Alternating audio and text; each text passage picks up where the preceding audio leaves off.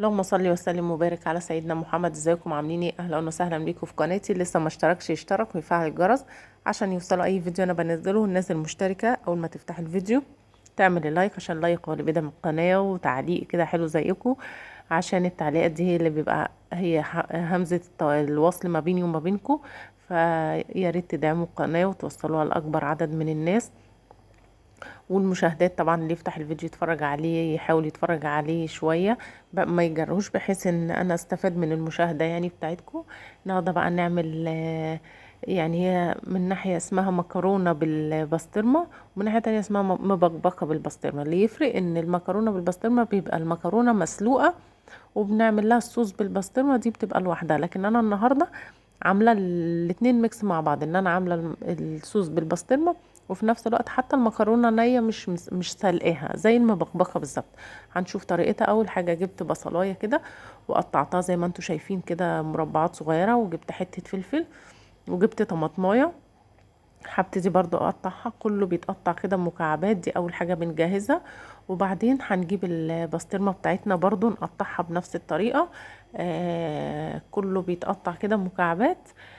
طبعا المبكبكة بتتعمل بالطماطم وبالصلصة الاتنين، بس يعني بتعتمد اكتر على الصلصة. بس انا لازم احط فيها كده ايه، طماطمية. كان عندي طماطمية كده بقى نحط فيها طماطمية كبيرة يعني عشان تتقل الصوص شوية وبيبقى طعمها حلو، يعني غير ما تتعمل بالصلصة لوحدها.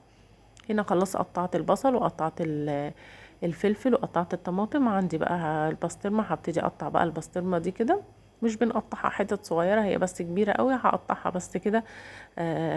يعني اقسمها شوية بحيث ان تبقى على قد المعلقة بدل ما تكون كبيرة كده اهو. بصوا بنبتدي ان احنا ايه، نقطعها كده حتت ولا صغيرة ولا اهي زي ما انتوا شايفين كده على قد المعلقة على طول.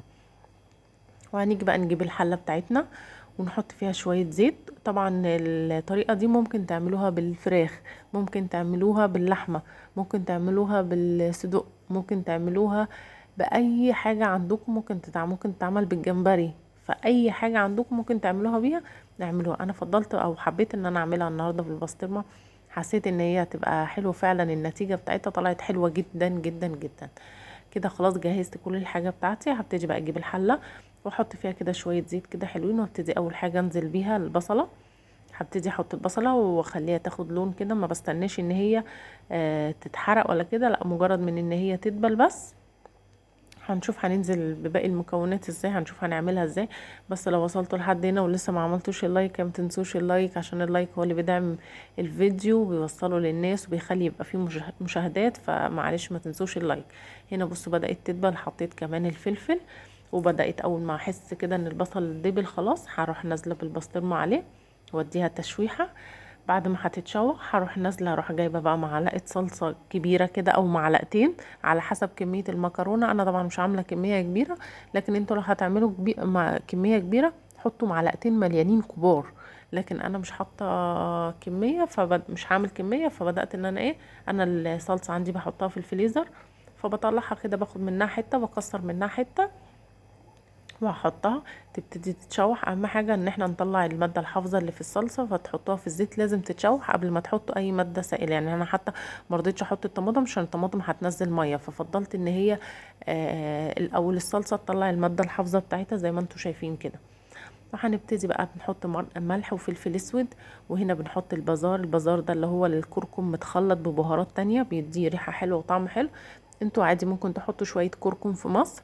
فكده بعد ما قلبت بقى كل المكونات اللي عندي كده اروح نازله بالطماطم. هحط الطماطم دلوقتي تنزل الميه بتاعتها. ومجرد طبعا انتوا بقى في الخطوه دي لو عندكم فراخ هتحطوا الفراخ طبعا بدل البسطرمه، ونحط الميه بتاعتها ونسيبها تستوى. لحمه نفس الطريقه. طبعا انتوا عارفين ان البسطرمه ما بتاخدش وقت. فانا بعد كده هحط الطماطم. اول ما الطماطم تبتدي تدبل هروح نازله عليها بالميه عندي. انا طبعا حطيت ميه عادي ساقعه. انتوا لو بتعملوا فراخ اغلوا ميه سخنه وحطوها. لكن انا حطيت بابريكا دلوقتي اللي هو الفلفل الحلو. طبعا لو بتعملوا فراخ اغلوا ميه سخنه وحطوها بحيث ان الفراخ تستوي بسرعه، او اللحمه برضو اغلوا ميه سخنه وحطوها. لكن انا عشان البسطرمه عادي فهبتدي بقى دلوقتي خلاص بعد ما الطماطم ما هي دبلت وحطيت البهارات بتاعتي هروح نازله بقى بالميه بتاعتي. انا عادي حطيت ميه ساقعه انتوا حطوا ميه سخنه لو بتحطين فراخ او لحمه عشان تستوي ما تنشفش منكم. هنا خلاص مجرد ما تغلي بس الميه، انا مش مستنيه حاجه تستوي، البسطرمه مستويه، فهبتدي ان انا ايه، مجرد ما تغلي هحط على طول مكرونه. طبعا في الوقت ده انتوا لو عندكم مكرونه قلم، اي مكرونه، انتوا حطوا اللي انتوا عايزين تحطوه. انا النهارده عامل ايه، مسكت الاسباجيتي وقطعتها قطع صغيره. هنا بيعملوا الاسباجيتي كده، بيقطعوها قطع كده، لما بيعملوها بطريقه اللي هي المبكبكه بيقطعوها بيكسروها كده حتت صغيره. فانا النهارده هعملها بنفس الطريقه. طعمها بتبقى حلو جدا، بتتاكل بالمعلقه في المبكبكه، بتبقى حلوه قوي. افضل ما تكون طويله طبعا. فبصوا انا بقطعها كده قطعه، ولا كبيره ولا صغيره، على قد المعلقه بالظبط. فدي لو فكرة، لو انتوا حابين تعملوها بالسباكيتي اعملوها بالسباكيتي، لو انتوا حابين تعملوها بالاقلام تعملوها بالعقل الصغيرة، اللي انتوا حابين تعملوه اعملوه، عايزين تعملوا زي كده اعملوه، كسروها برضو بتبقى حلوة جدا. انا كده كسرت المكرونة اللي عندي، وزي ما قلت لكم مجرد ما المية غلت خلاص هنزل بقى بيها. وبفضل بقى كل شوية كده اقلب فيها. اول ما بحط المكرونة بنفضل بقى كل شوية نقلب فيها عشان ما تلزقش في الحلة. ولازم تشوفوا نوع مكرونة كويس، لان المبكبكة لو حطيتوا مكرونة عادية وما يعني ما اهتمتوش بالسوا ممكن تعجن منكم. فالمشكله ان انتوا حطوا المكرونه وافضلوا قلبوا فيها. ولو عندكم المكرونه اللي في مصر مثلا مش هتكون نوع قوي، ما تستنوش لما تتهري تستوى جامد، لا وهي لسه في عضه كده طفوا عليها عشان الصوص بتاع الصلصه ده لسه هيسويها. بصوا هنا خلاص بعد ما خلصت عندي، مش قادره اوصف لكم ريحتها كانت قلبة الدنيا، وطعمها كان حلو جدا جدا.